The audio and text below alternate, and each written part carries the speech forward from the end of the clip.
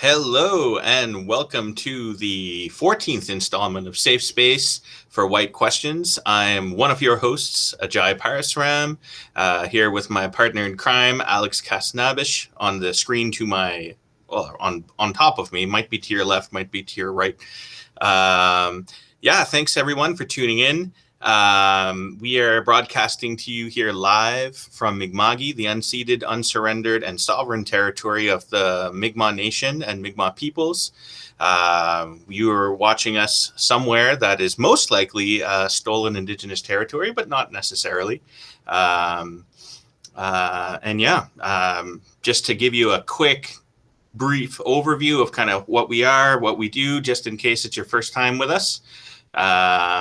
We basically take questions, impromptu questions that come from people, white people generally, but not exclusively, who have questions that they don't feel comfortable necessarily asking in public, but they would like to have people offer a kind of compassionate, understanding analysis or interpretation of their question.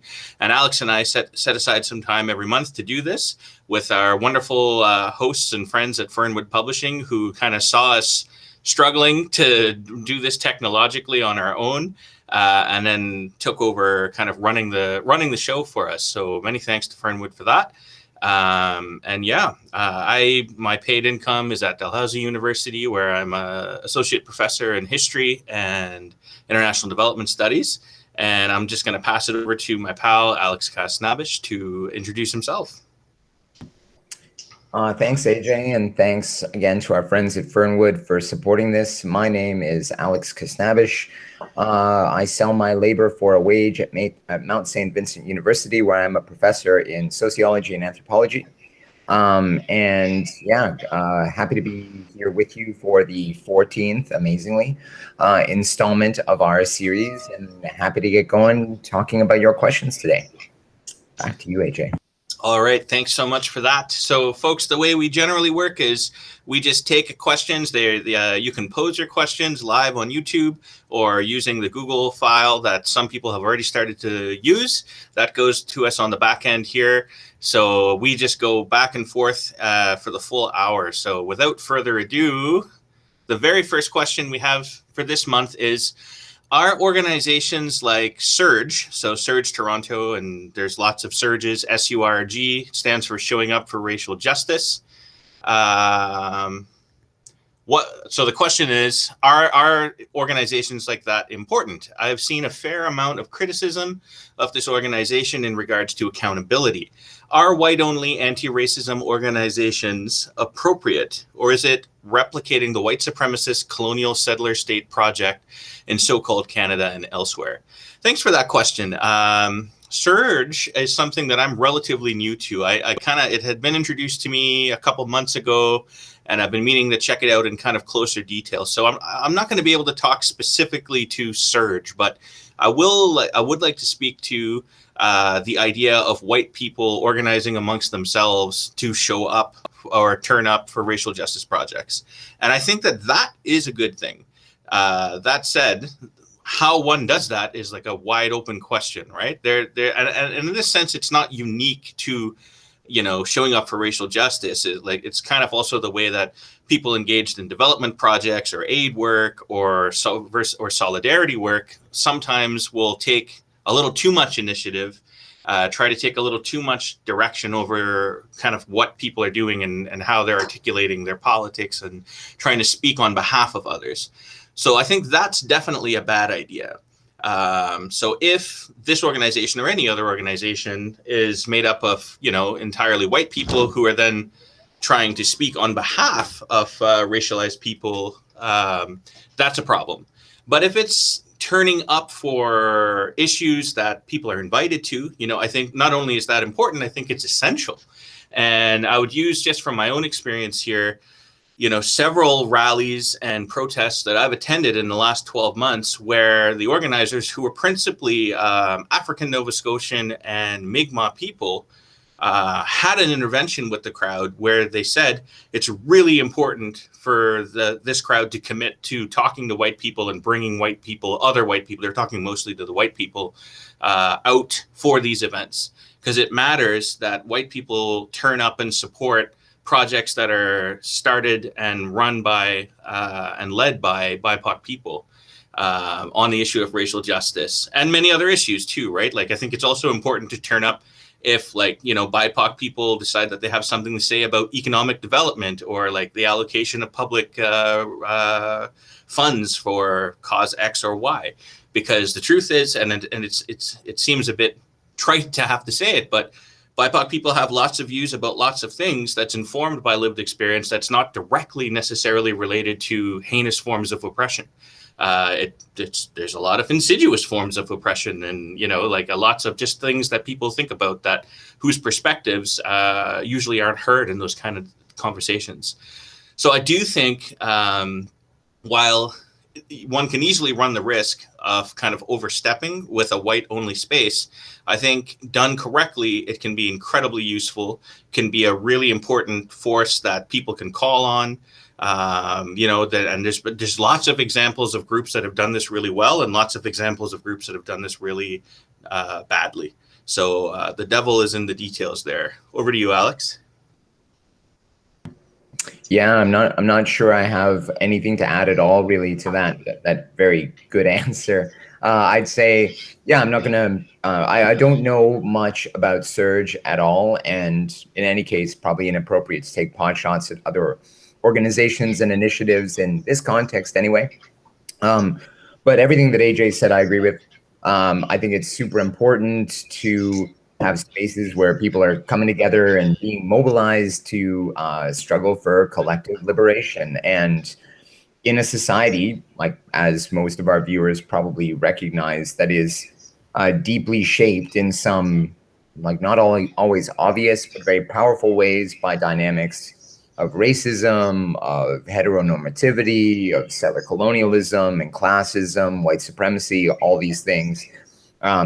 You know, you have to start where you're at. And if that begins, if a significant component of that is people who share common experience, organizing together, who share identity categories, organizing together in pursuit of a larger project, then great. That's important. It's a step forward.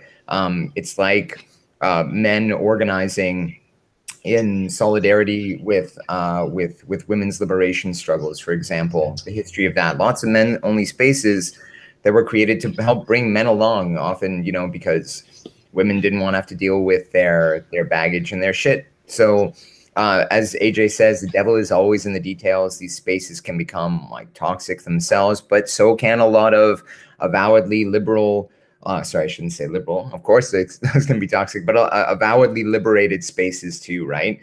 Where, you know, people of, you know, a certain identity category come together who face systemic oppression and yet replicate all kinds of shitty injustice with respect to one another too. So we can't ever fall back on simplistic identity categories. We have to understand what's at root there and what people are trying to do and achieve. And sometimes that can be a bit like, you know, so not every space needs to be for everyone, but hopefully the struggle is a common one, and it results in that big effort for collective liberation. Back to you, AJ.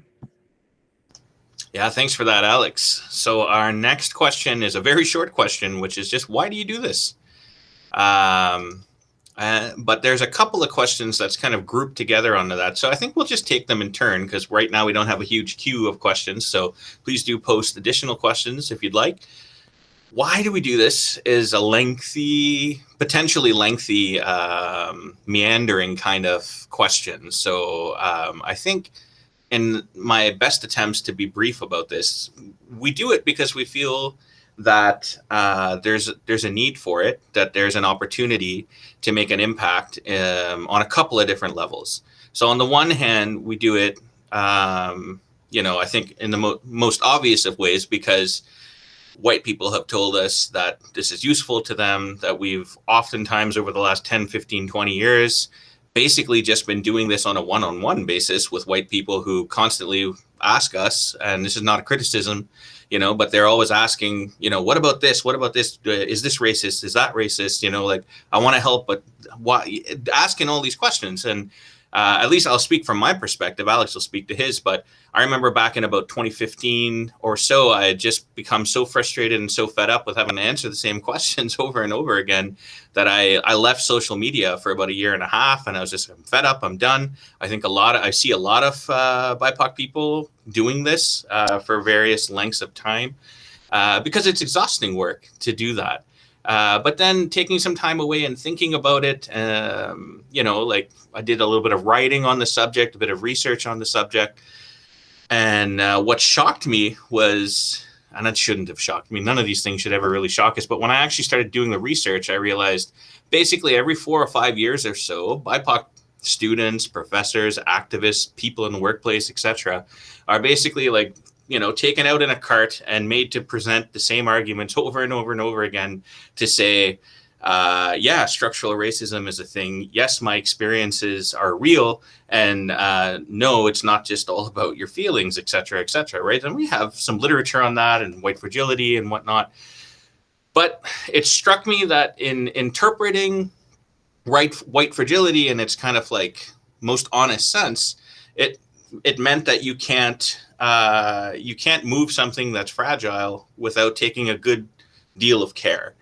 So, with a little bit of background training and organizing experience in feminist projects in particular, and motivated by feminist care ethics, the idea, Alex and I had a beer, and the idea was, we can offer a kind of caring space on the one hand to help people who have real questions, earnest questions, not trolls and, not like white supremacists who are maybe beyond help, but like people who have genuine questions, fears, and concerns, deepen their understanding about racial justice issues. So that's the one side of why we do it. There's another side that's a little bit more insidious, and we don't talk about it too much. But I feel like since this question kind of comes up over and over again, maybe it's time to be a little bit more open about the more insidious reason why we do this. And again, I'll speak from my experience. Alex can elaborate from his, but in my experience coming to this university in 2016, and witnessing the kind of racial stress pressures and micro invalidations and macro invalidations that I've seen my students and my colleagues and people in the community endure time and time again, really made me think, if there's a way to try to shift some of this harm out of the classroom, out of the public spaces, out of all these other places where people experience trauma, racialized people experience trauma. And if we can contain those questions in some way so that the white people who have these concerns can get the information that they need to act differently, to think differently, and what have you, then we're also indirectly mitigating harm on our BIPOC kind of colleagues and contemporaries.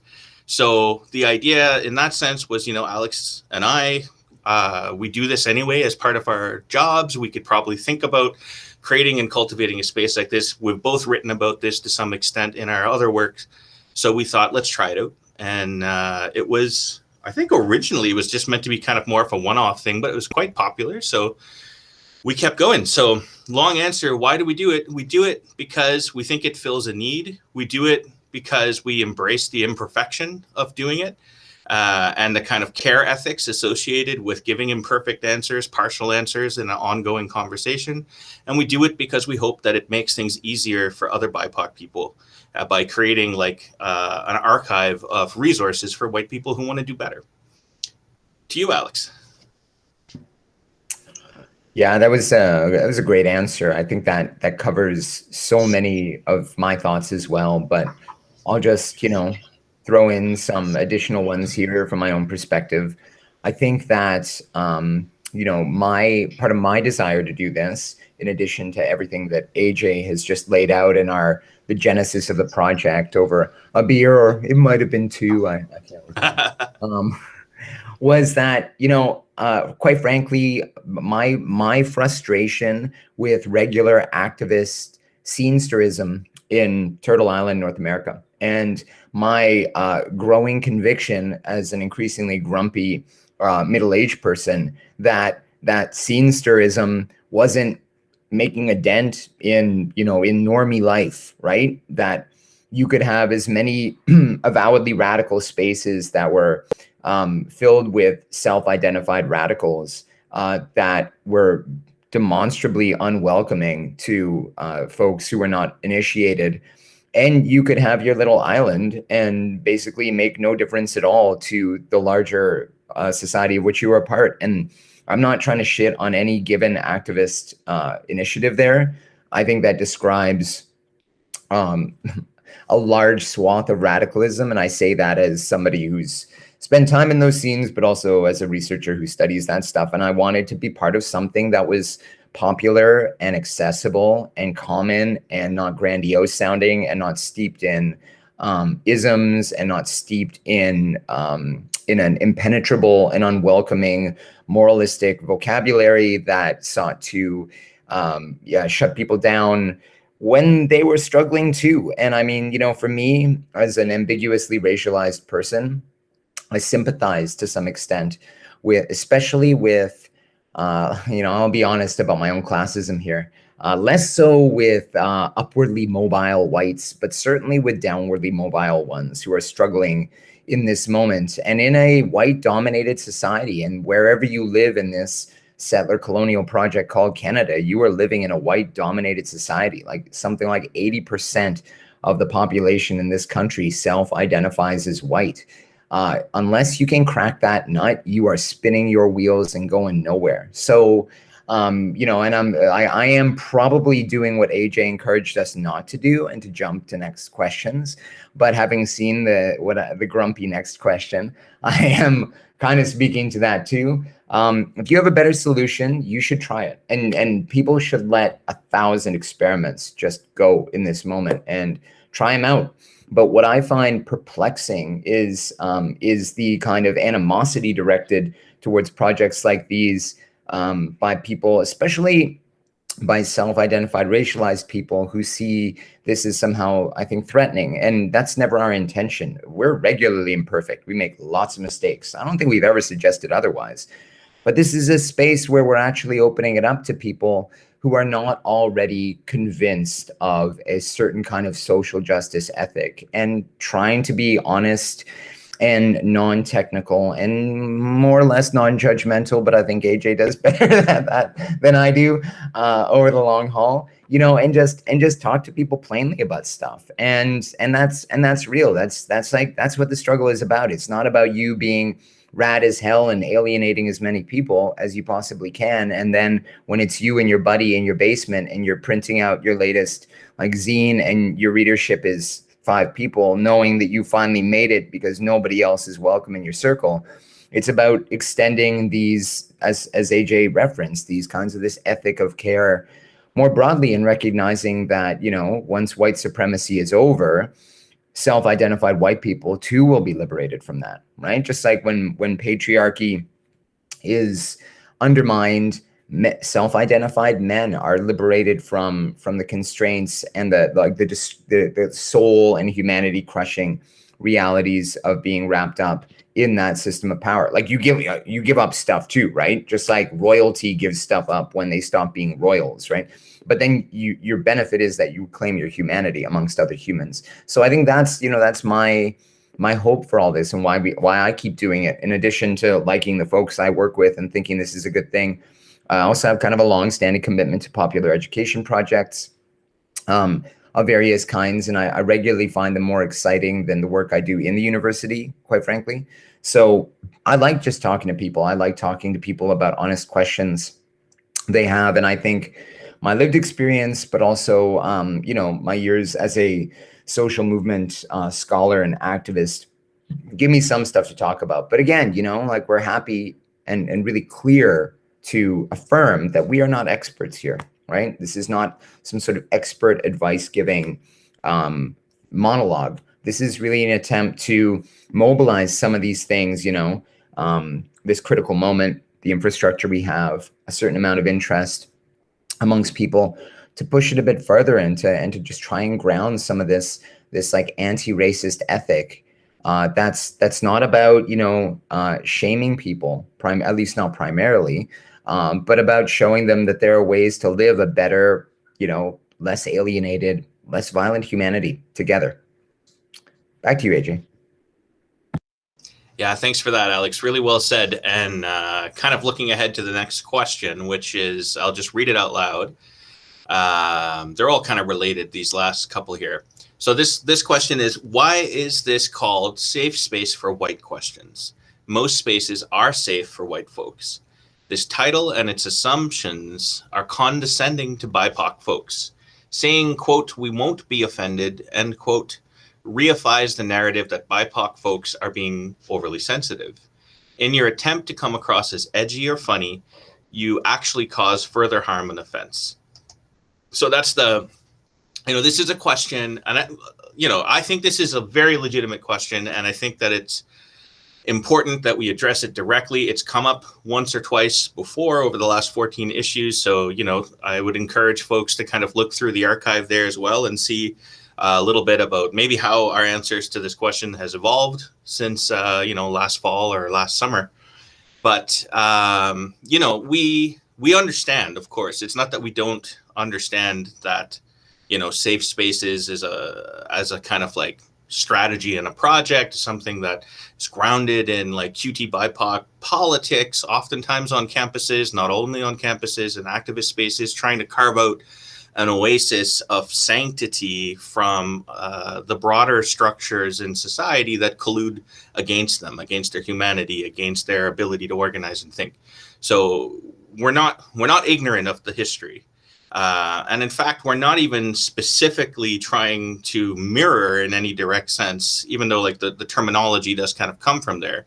What we're trying to get at is that if you think of it, the learning opportunities, those of you who have participated, who have been part of a safe space, certainly from my experience being in safe spaces, I would say it allows for a kind of quantum leap in terms of political and social understanding when whatever the oppressive kind of group is removed. Now, this is not to suggest that, people who are not white are part of some kind of oppressive majority, right? In that sense, I think we are a little tongue-in-cheek trying to address, like people who talk about snowflakes and, like the Petersons and the Kays and all these other clowns who like make it their pastime to kind of try and attack university students and whatnot for deepening their learning. So it's a bit tongue-in-cheek there. So, but it's not coming from a place of ignorance where we're unaware. We are, I guess I would say we're willing to push the bar a little bit, and to say that for all the offenses, for all of the invalidations that BIPOC people endure day in, day out, we don't think as BIPOC people that this is a huge imposition to have the name.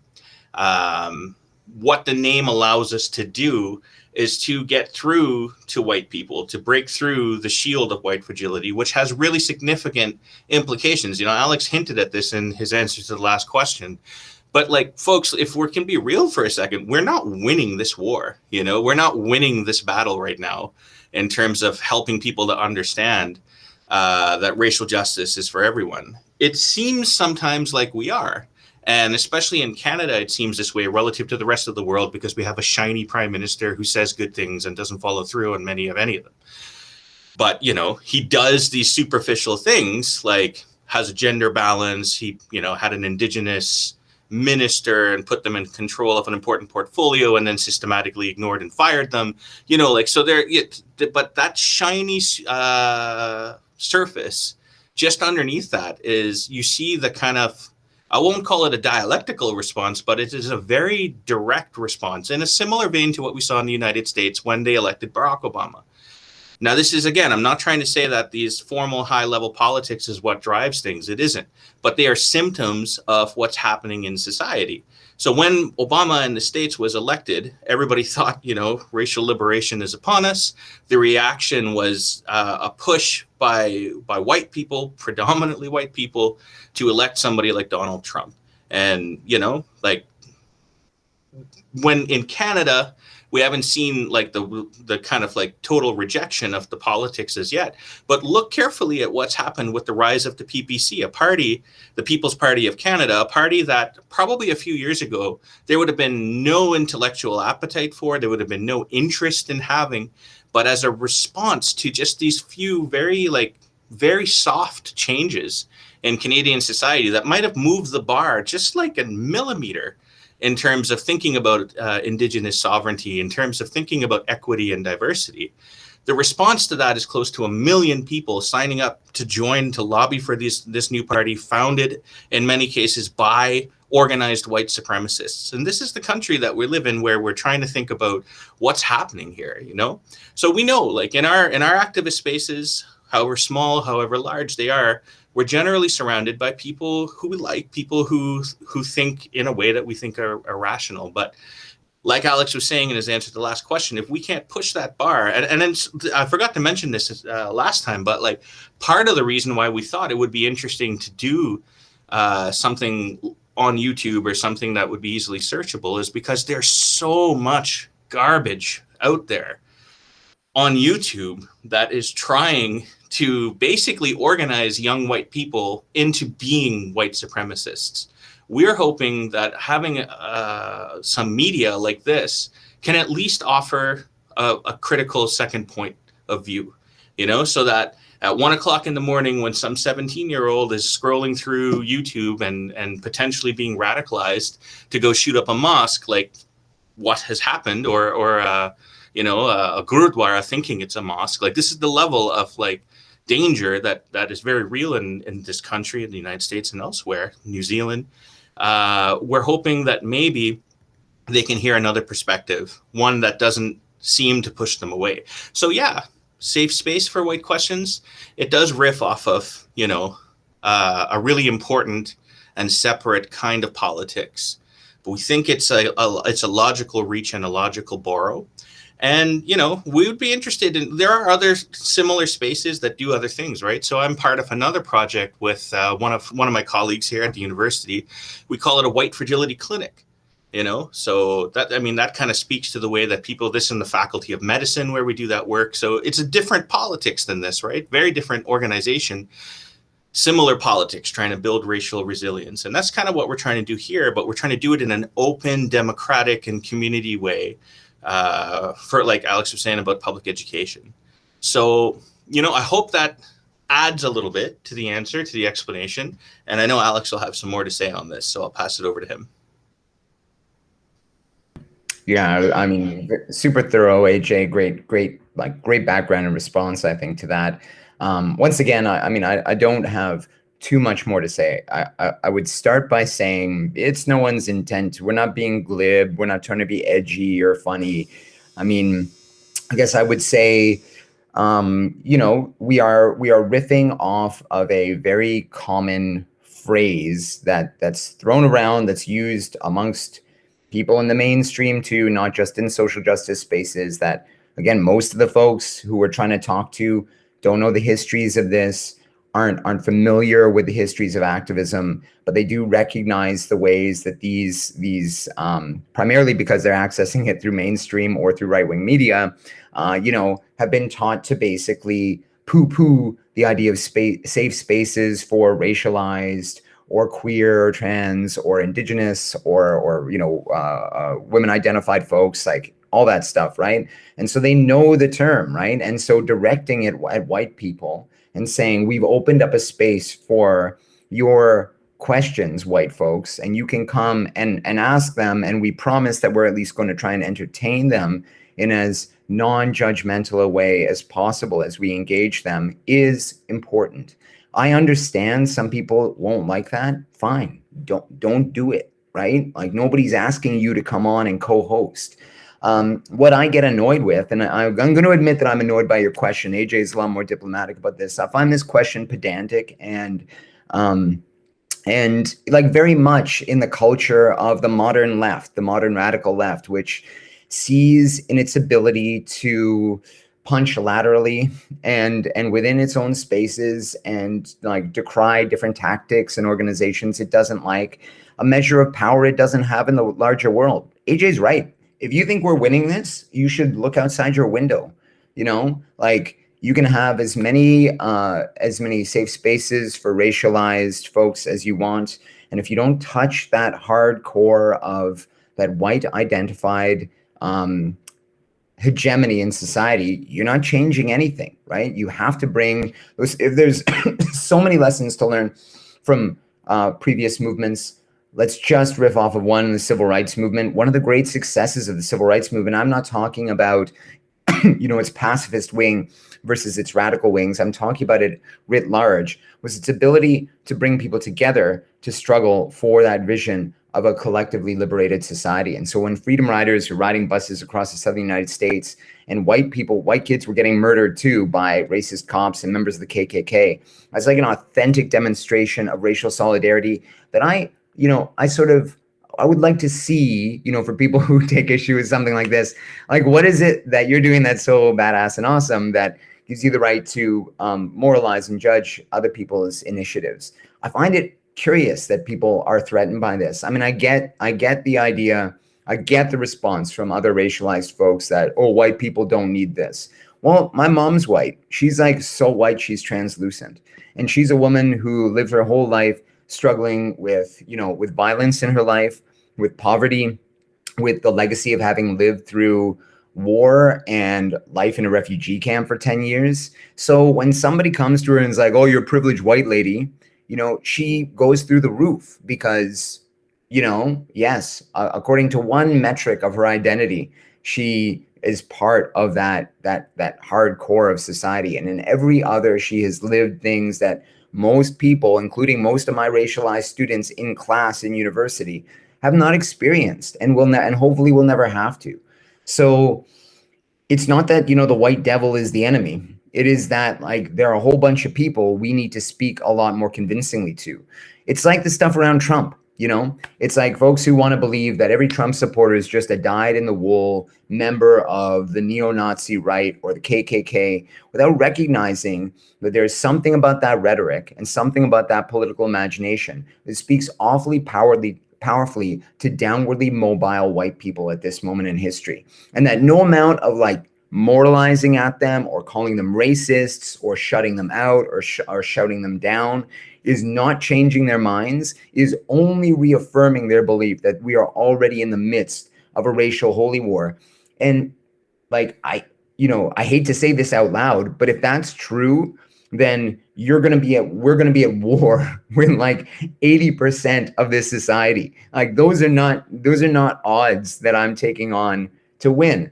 I would also say that as somebody who spends increasing amount of times outside of activist and academic scenes and just hanging out with normies, an awful lot of the rhetoric that has become shorthand in the activist scenes many of us inhabit is not only confounding but entirely off-putting and incomprehensible to those people. And so trying to speak in a plainer way, in a more straightforward way, in a way that acknowledges that somebody can say racist things or even exhibit and here we are just talking about one metric, right? It's interesting that in amongst our questions, and I know it's because we do something focused on racial justice, but what if we extend this out to classism, right? I wonder how many of these questions, when they come back around safe space, especially in university scenes, I never see a safe space for working class students. Is it because everybody imagines that working class students aren't there? I mean, that might be part of it, right? But there are all kinds of other issues and other categories of identification that we could also advance. So I'm a bit frustrated and troubled by, I guess, that insistence that somehow we're pandering to white people. We're not doing that. We're simply trying to open up a space that invites them in without proactively moralizing at them. And that opens a space where, heck, other racialized folks who don't want to have to listen to this bullshit and don't want to have to listen to the questions and don't want to have to do that education project, don't have to. We'd be happy if you directed those people with their questions our way. And there are many other popular education projects that are doing similar kinds of things. I guess I think that's basically how I'd answer the question. I'd certainly say that it's no way in our interest or in our intent to be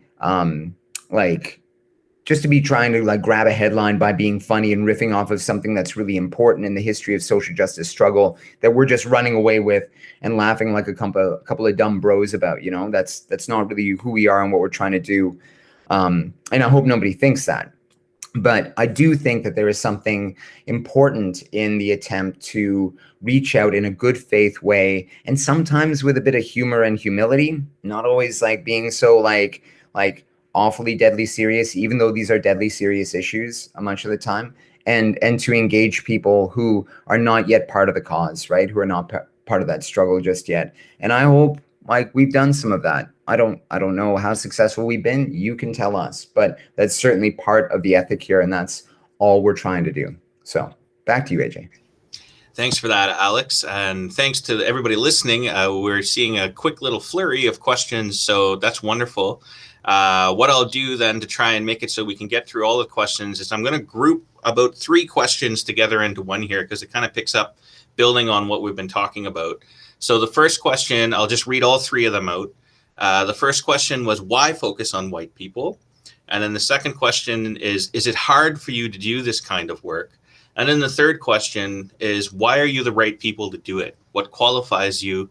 Can anyone do it? So let's take all those questions together. So first, why focus on white people? I think it's important to focus on white people because white people have the unearned privilege. I oftentimes in my classes and lectures and teaching on the subject, I always say that, one of the things that I don't like to see is when people who have privilege are sort of like stunted as a result of that privilege. If you have privilege, you should weaponize that privilege. You should use it in an effective and direct and purposeful way. And if you don't know how to use your privilege in an effective and way, then come and learn, like not necessarily from us, but come and learn, practice it, do it in a good way. But privilege is something that will always be wielded against freedom-seeking people, broadly conceived. So whatever little piece of it, that privilege that you have, it should be weaponized, trained with, and used effectively. So that's why focusing on white people, I think, is useful, and for all the reasons that Alex kind of explained in his last answer. Is it hard to do this kind of work? Sometimes it's really hard. But the kind of stuff that you see here, this is something that we purposefully designed to not be hard.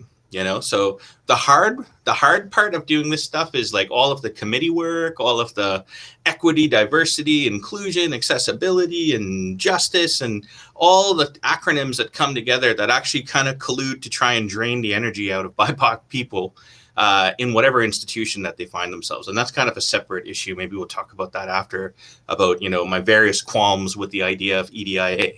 But that's not directly what you're asking with this question. But getting to why are we the right kind of people, I think I'm going to try to answer this with a personal anecdote that kind of addresses the 2 parts of the stories. I've talked about it before. I've not talked about it here.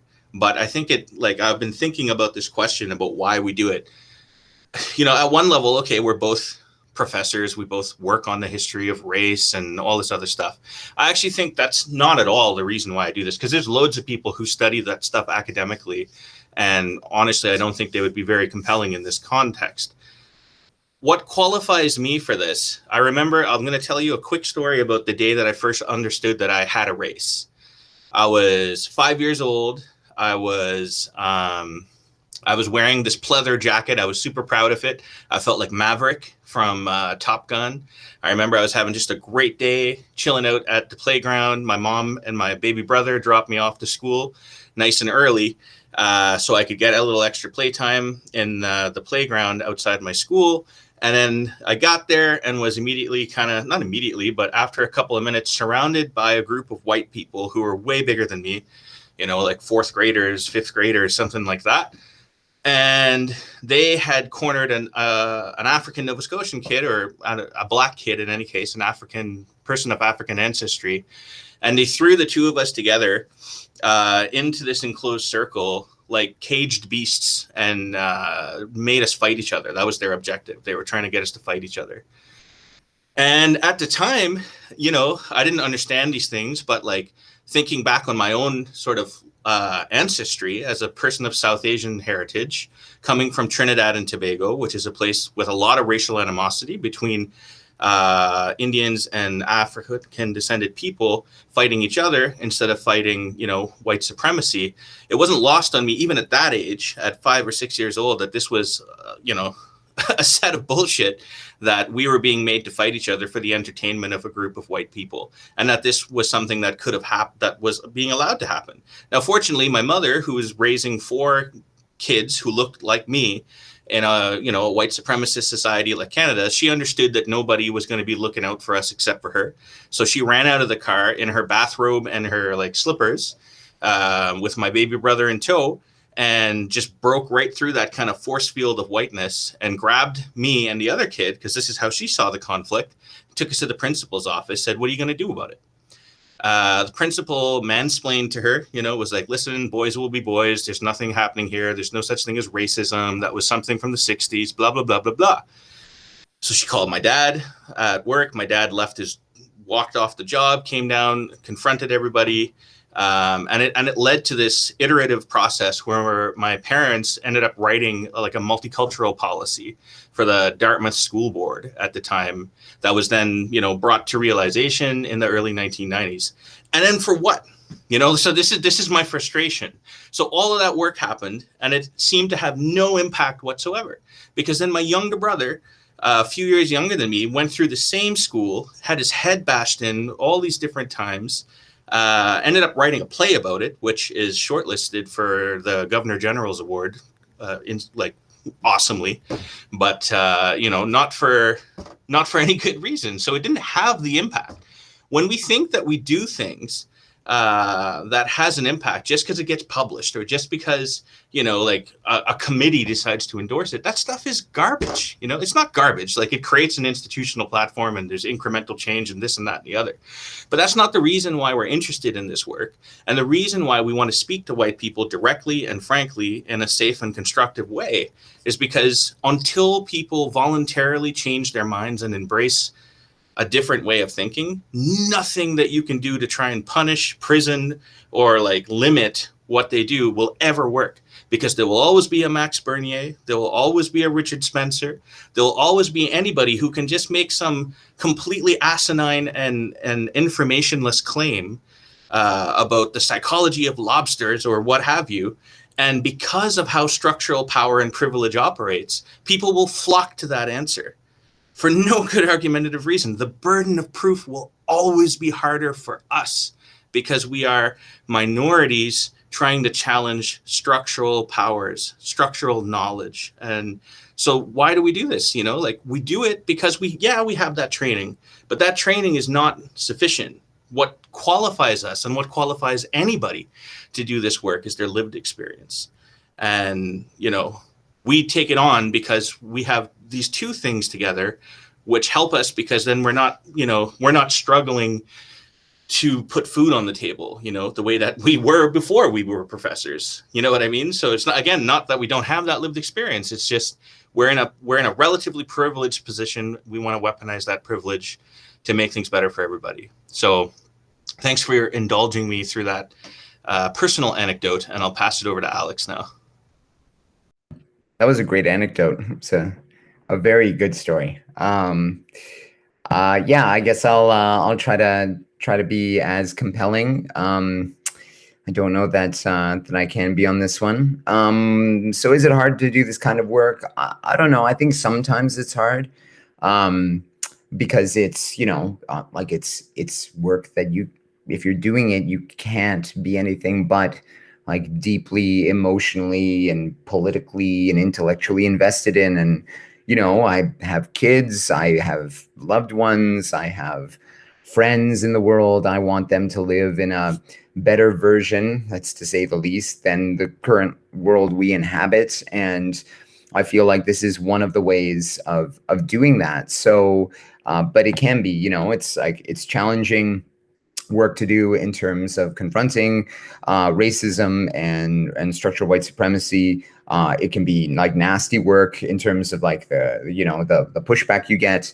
And yeah, like AJ is kind of pointing out too, there are many ways to conscript this kind of labor within the workplace or within the larger environment that are meant to exhaust, defer, defray, like any attempts at genuine change and make you super cynical, burn you out, and those kinds of things. But that's really separate from the project we're talking about right now. I don't find any of those things true about this project. I think it's really fun and energizing to answer questions and to have good faith conversations with people in this way, and to work with our friends at Fernwood and with AJ doing this together. I think it's awesome, and I find that energizing rather than exhausting.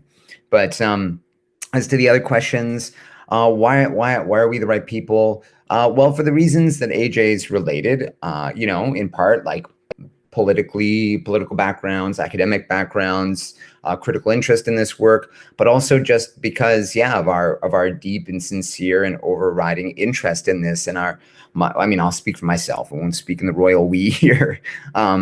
My sincere desire to see a world marked by an ethic of collective liberation. So I want white people to be free just as much as I want the rest of us to be free. And as an ambiguously racialized person, and my narrative is a little bit different than AJ's, obviously, because everybody's narrative is. But growing up with this keen awareness that I could often pass in society until I was like very vigorously reminded that I didn't belong, and whether that was the way that people identified my otherness through my last name, or the complexion of my skin, or when they saw my parents, or whatever, or when they guessed at where I was from, despite me having this really like boring and slow Southern Ontarian accent.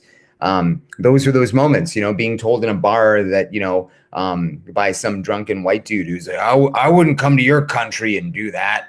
And being like, what country, man? I was born in Toronto.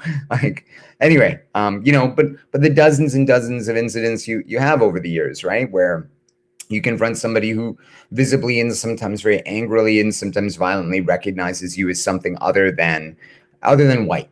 And so, out of that lived experience, out of like a sincere desire to see that transformed for my kids, for every kid in this world, to not have to prove their humanity, but also out of my overriding conviction that racism is deeply tied to prevailing forms, not just of oppression, but of exploitation. Like this, in a way, the Faustian bargain made by every person who invests, every white person who invests in white supremacy, is this false idea that whiteness is going to protect you from the viciousness of capitalism as an economic system of exploitation.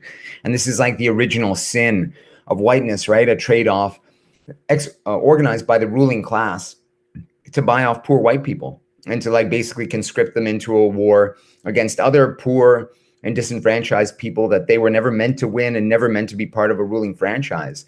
And I think that that's something like I'm deeply interested in. I'm not interested in the politics of race or racism as a moral or even as an ethical question. Particularly, I'm interested deeply in the way that these ideas, and I would argue the same is true for gender oppression, are set up in order to make the lives of the ruling class better and make everybody else's life worse. And they are like dominant myths our society tells and socializes us into. And once we accept them, they shape our behavior in the world. And I think we can do a hell of a lot better by dreaming our way out of these myths and realizing better ones. So I don't know if I'm the right person. You can tell me. I mean, some of these questions seem to indicate at least a couple of our viewers don't think so. But, other people think we're doing an all right job. So I'll leave it to our audience actually to judge that. Like, do you think we're doing a good job or not? I don't know. I think this takes lots of different approaches. I don't know if I'm the right person for this, but I'm happy to do it for as long as that works.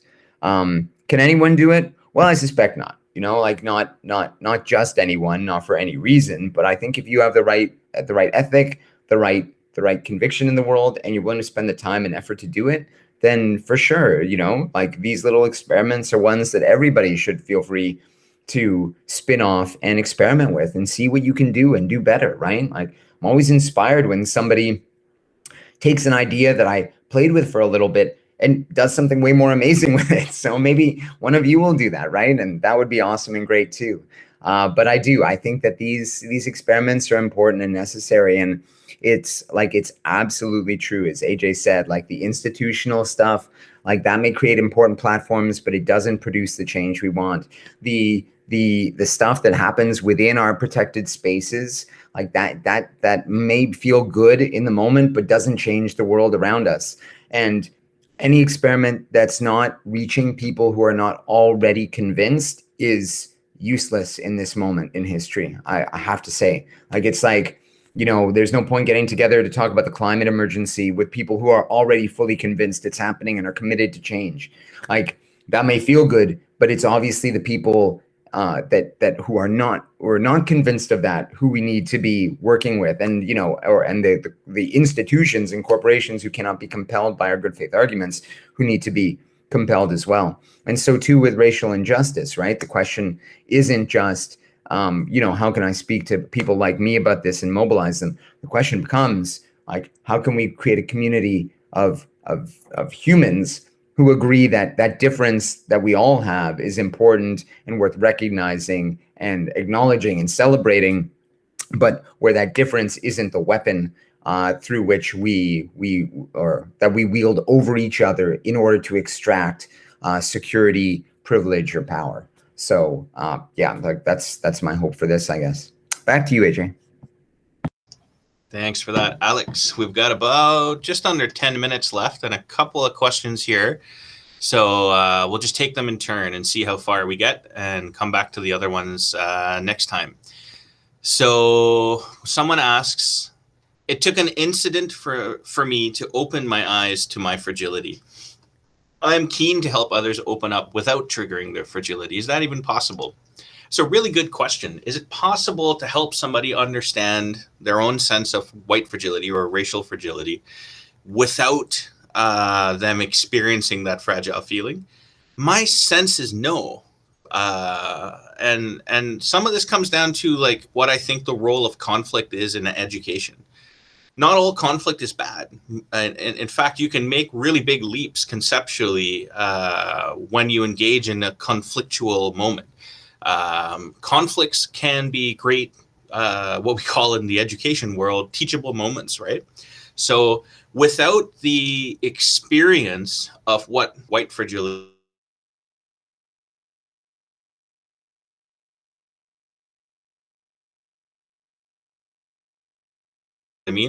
so I would say your fragile experience, I'm going to go out on a limb and suggest that that was part of what allowed you to deepen your understanding, to reach out for resources, and to start building up your racial resilience. And that's really the flip side, right? This is the flip side of fragility, is that we want to be building resilience. You don't build resilience without training.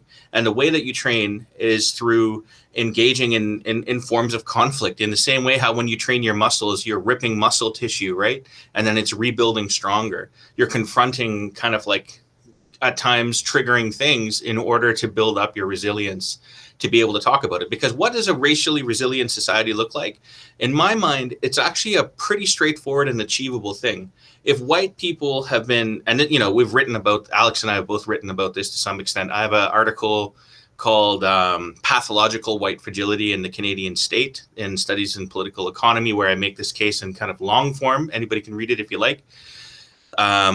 But basically, looking back at 40 years of scholarship on this, what you realize is that, like racialized people have made the argument over and over and over again.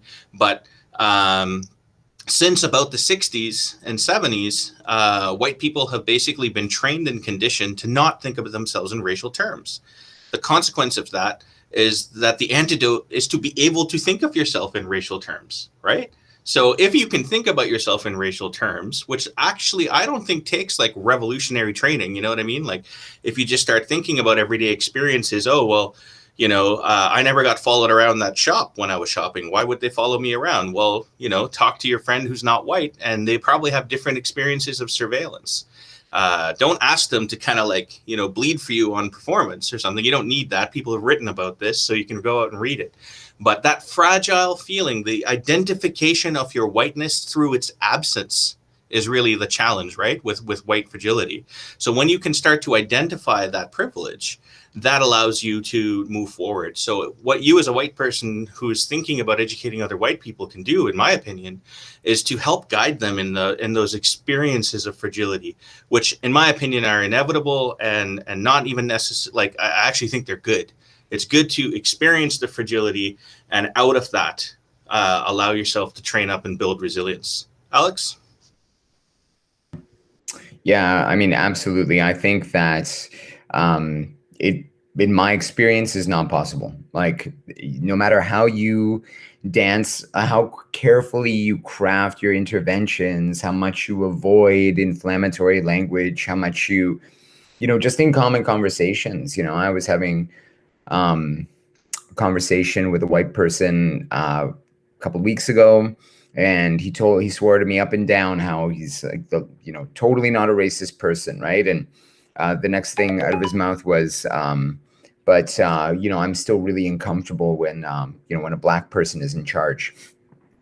So I was like, man, that's like that's like unreconstructed racism. That's not even like modern racism that that kind of like sort of is much more Alex? subtle. Sorry to cut you off, but Fazila is telling me that for some reason you're not broadcasting right now. Oh, really?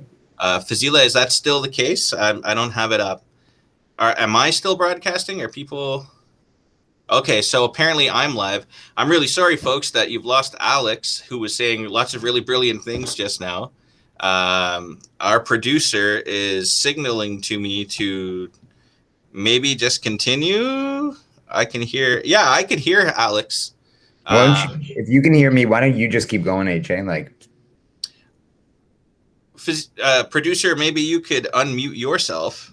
Oh, so the audio is there, but not his video. Is that what you're telling me? Okay, so Alex, just keep talking. They can hear it. The people can hear you.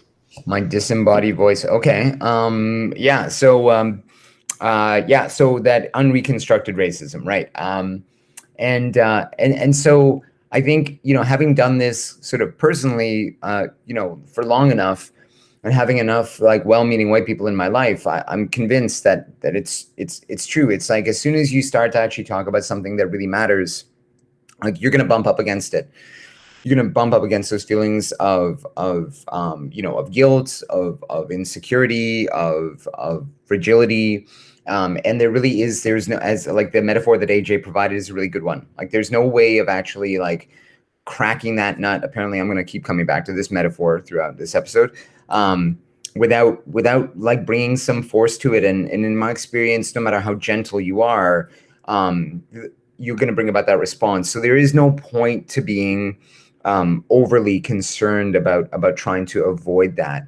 Like I think it's almost like an inoculation, like a vaccine, right? It has to produce a response in the body before you build up immunity to the thing that you're trying to protect against. So if what we're trying to do is inoculate ourselves against the threat of like white supremacist politics, of white identity, of white supremacy, what we need to do is to actually as white identifying people is to be exposed to the realities of those things and to question it in ways that are, hopefully productive and safe ultimately. But that will always be challenging. And so as a white person doing that amongst other white people, I would just say, do that gently. Like for, if you're going to do that as amongst people you love and care about, then it's super important to do that in ways that's not going to alienate everybody. Because nobody wants that, right? That's not an effective way to de-radicalize someone if they've gone that far. But what you need to do is to think about that carefully, right? You also can't do it in such a gentle, non-challenging way that you're not actually getting at anything, and you're just making them feel like okay about the screwed up state of the world and their place in it. So I think, it's a challenging line to walk, but I think we often feel guilty when we provoke anger or hostility or discomfort or tears. I mean, tears are certainly like at the public events I used to run. Oh my goodness, like, sort of tears are such a common response and a very gendered one in my experience, obviously too. But it does mean like you're producing, like you're having an effect, right? And I think, we have to see that as at least the mark of something important happening, even if it isn't a sign of true transformation.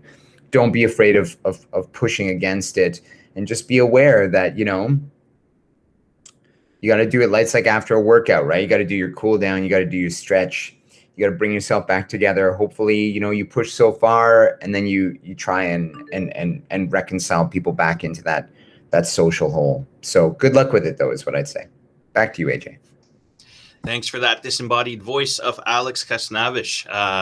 Sometimes I wonder, maybe we are getting a little too broy in this conversation because we're talking about ripping muscles and exercises, stretching it out. I guess it's not that dissimilar, though. Folks, we are actually at time. We're at 3 o'clock now. I see the producer laughing her head off, and I don't know why, which always makes me really concerned.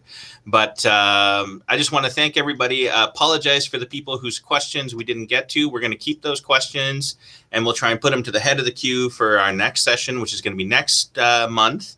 I would like to also invite everybody to check out the Facebook event page where we've had our events listed all the way into next summer. So, please do attend. Please do share this with people who you think would need it, who would benefit from it. And one last plug before we go is tomorrow, especially those of you, actually, you can be anywhere because it's an online event. The CCPA, the Canadian Centre for Policy Alternatives here in Nova Scotia, is having its annual fundraising gala. I'm going to be the MC for the event, and our keynote speaker is the wonderful, brilliant Harsha Walia, who probably many of you will know. And also we're going to have musical performance by General Khan, who is a wonderful BIPOC artist here in the city, as well as Joel Plastic. So, check that out. If you go to CCPA website, you can still buy tickets. And otherwise, I'm going to pass it off to Alex to say goodbye, and I'll see you next month. To you, Alex. All right, back to the disembodied voice. Well, yes, thanks to Fernwood once again for being such an excellent host of this ongoing series. Thanks to AJ for leading things off and taking the first shot at everything this month. Pardon me. And thanks to you all for being here. We certainly appreciate it and hope that it's stimulating, interesting, challenging, and hopefully somewhat worthwhile. We thank you for your time and your attention, and we hope that this contributes somehow, even in small ways, to that big struggle for collective liberation that really is our lifeline to another world. And I think that's increasingly obvious that another world is so desperately needed right now. So take care of yourselves and each other. We will hopefully see you, and I won't just be a floating A, in a month's time.